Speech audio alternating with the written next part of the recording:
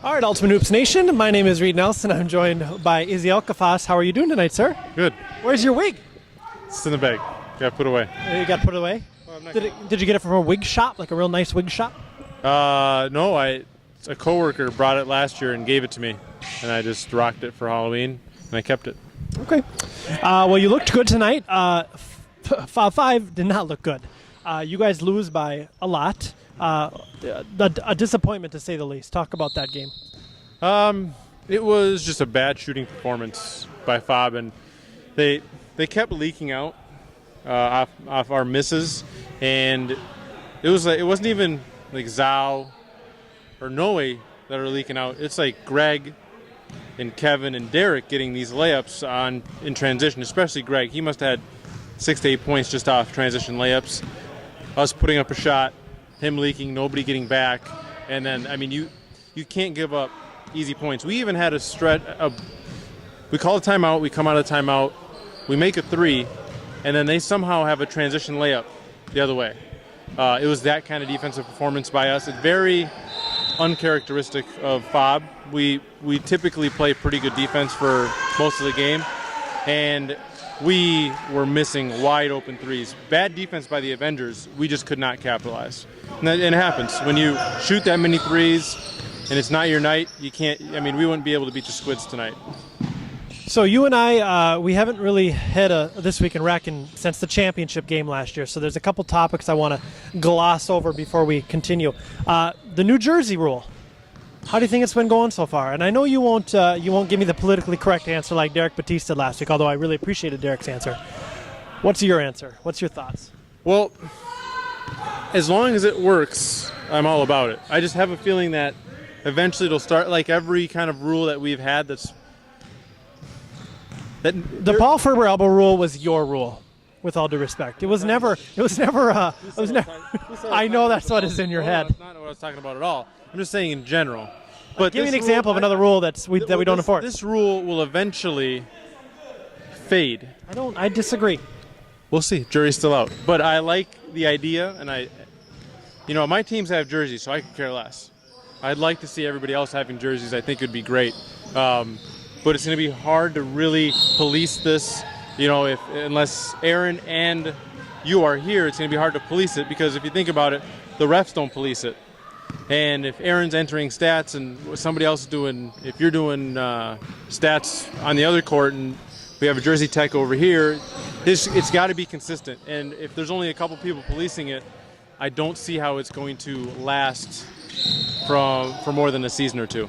Well, the league coordinator should be not doing stats, should be coordinating the league.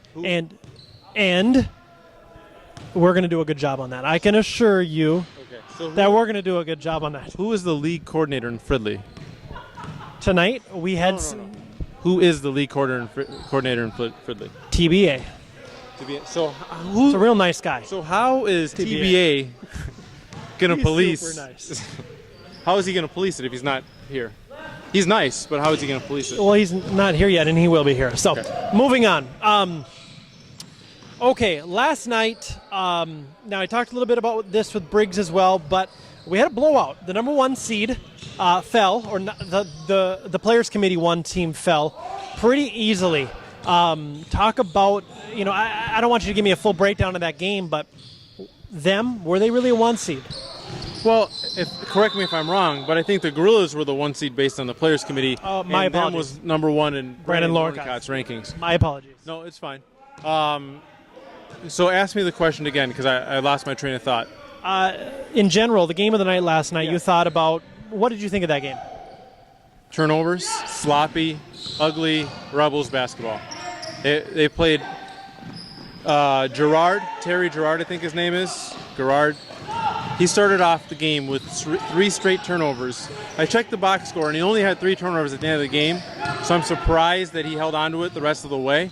But that set the tone for the game. He got pickpocketed by Kloby, pickpocketed by Jansen, then he left his feet and got stripped by Dustin on back-to-back-to-back plays.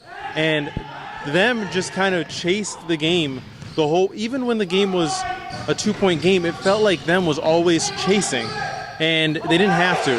The Rebels played really sloppy. They turned the ball over like crazy. Jansen has looked really bad this season, in my opinion, especially offensively. And them really couldn't take advantage of the opportunities that the Rebels were just handing them. Hey, Calvin. Calvin, come here. Hold on one second. Oh, no, you can come here. We're going to need a jersey technical on Mike Franklin over there. He's not wearing a Ultimate Noobs jersey, so award a jersey technical to Carolina Auto Parts, please. Okay. Thank you. 2 shots. Yeah, that's okay. I mean, it's not really on him, it's on the team. TVA coming in huge there. And that's how you do it. Yeah. So I stopped listening to you about halfway through that because I wanted to do that. No, that was great. I thought that was a great plug. But I'm just saying that the Rebels really gave them the opportunity to stick around in that game and get that game, and they just did not want it. Every time the Rebels turned the ball over, them just cocked it right back. And they just took bad shot after bad shot. Jordan Jensen had a great game. But he's always pretty cerebral, and he never really gets flustered. But the rest of the guys, they look bad. I know there's something else from that game you want to talk about. Well, there was, a lot of buzz in that gym about that elbow that Paul threw. Now, I thought it was before the whistle. He was clearing out. He caught Devin in the face with an elbow. Everybody else on the sideline kind of felt that the whistle blew, and then he made contact with Devin. It was a flush hit. The thing is, if it was anybody but Ferber, I don't think people throw a big fuss. But since he has the track record, since it is Paul Ferber, everybody assumes it was on purpose. So it's hard to penalize someone, and I know what you're going to say, but it's hard to penalize someone for something in-game when it's not called. Yeah. When there's no technical, there's no foul. I agree. So it's on the refs. Okay, so I had an opportunity to watch the club tonight. They are the player committee number 2 squad. Now, I just want to give a quick shout out to Jamichael Lally. I've been with Ultimate Hoops for now 2.5 years. He probably made the nicest play I've ever seen, and I wish we had it on tape. Devin was going in for a wide open layup, and Jamichael just dove from behind and just somehow stripped the ball out from behind him. It was just an absolute thing of beauty. Full dive? He full dive and he just levitated towards the ball and just snapped it out of Devin's hand. It was pretty, but then the ball went out of bounds, so it wasn't as cool. So the club. Now, I like the club. There's some nice guys, I've gotten to know Devin a little bit better. He's playing with Big Smash. That is not the number 2 seed right now. That's not the number 2 seed. There are 6 teams in Bloomington, maybe more, that would beat the club. Where do you have the club? I think they're the second best team, and I don't. Okay. Based on this season, yeah. They're the best team in Fridley, in my opinion, regardless of record. I think they're potent. They work hard. They're selfish. That is the only thing. Their assist numbers aren't very high. They make the flashy pass now and then, but they tend to go one-on-one. But I like a lot of their players. Devin's a great player. They picked up Helmy. That was a good addition. Jake Yeah, he's a good player as well. He's awesome. I love watching him play. He's just a workhorse. I was really impressed with Xavier's game tonight. He is a rebounding machine, and really. And he trash talks a lot, which can get annoying, but he does back a lot of it up. So yeah. No, I think their team is really good. They're a matchup nightmare for a lot of teams because they just move so fast all the time. They're always pressing, always pushing, and it's just tough to really keep them in check. Jake can shoot his ass off. The other Jake Gave is a really solid player. Xavier's really solid offensively. Devin's good offensively. Adam's a spark plug. Helmy can shoot. And, they have just... Steven had 5 steals tonight, I think. Ellis is a great defender. Their team, top to bottom, is really solid. So I think they're the best team in Fridley. I think they're the 4th best team overall in Rec. I'd say the Gorillas, Goodfellas, and Rebels are the 3 best teams in Rec, and then I think Club is 4th. I'm going to say they won't make it as far as they did last season. It all depends on the road, but they're better than last season. Okay. So I had a chance to speak with Players Committee Chairman Jason Briggs. Here is that conversation. I'm here with Jason Briggs, Players Committee Chairman. big chat or a big talk about playoff size. Yep. So we got 25 teams, 20 playoff teams.